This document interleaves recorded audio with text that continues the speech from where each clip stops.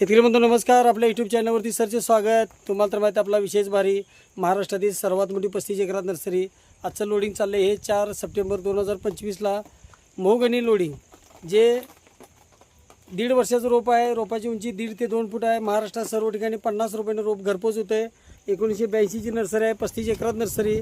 शेतीच्या कंपाऊंडसाठी जे आपण सिमेंटचं पोल लावण्यापेक्षा सजीव कंपाऊंड म्हणून मोहगणीची रोपं लावावीत. ते रोप लावल्यानंतर आपल्याला झाडाला फांदी येत नाही, एकच मुळे असते, सरळ वाढतं. एका वर्षात तिची उंची 12 ते 15 फूट होत्या आणि जंगली झाड असल्यामुळे याला जास्त बघावं लागत नाही.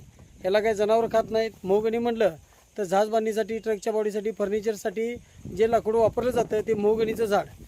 आफ्रिकन मोहगणी असते लाल कलरमधली.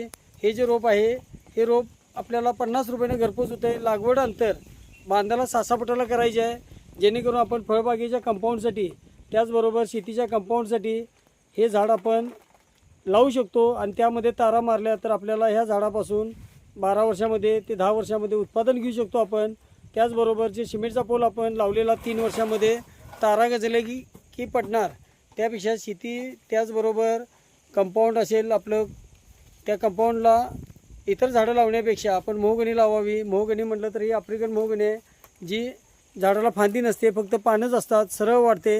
आणि ह्या झाडाची जर शेती करायची असेल तर ज्या शेतकरी बंधूंना शेती करायला वेळ नाही किंवा पाण्याची सोय नाही त्यांनी मोहगणी लागवड करावी. मोहगणी जर म्हटलं तरी जंगली झाड असल्यामुळे याला खत पाण्याची काही गरज लागत नाही. एका वर्षात याचं झाड जे आहे हे सरळ उंच वाढत असल्यामुळं दुसऱ्या पिकाला वसप काय होत नाही. आणि सरासरी एका वर्षात जी 15 फूट उंची होत्या, यामध्ये आपण तारा मारू शकतो.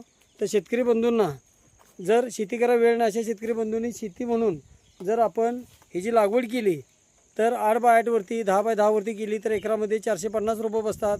मध्ये आपल्या आंतरपिकं घेता येतात. आणि 12 वर्षामध्ये सरासरी एका झाडापासून आपल्याला 12 ते 15 घनफूट लाकूड मिळते.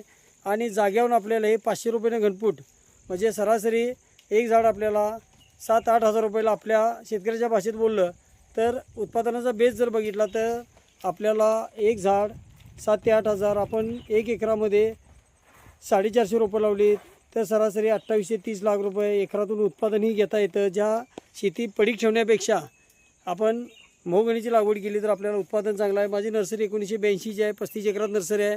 लांजामध्ये 32 एकरात आहे. शासनमान्य नर्सरी आहे. खात्रीशीर रोप आहे. त्याचबरोबर अनुदानही घेता येतं. मोहगणीला आपल्याला वन शेतीमध्ये अनुदानही घेता येतं.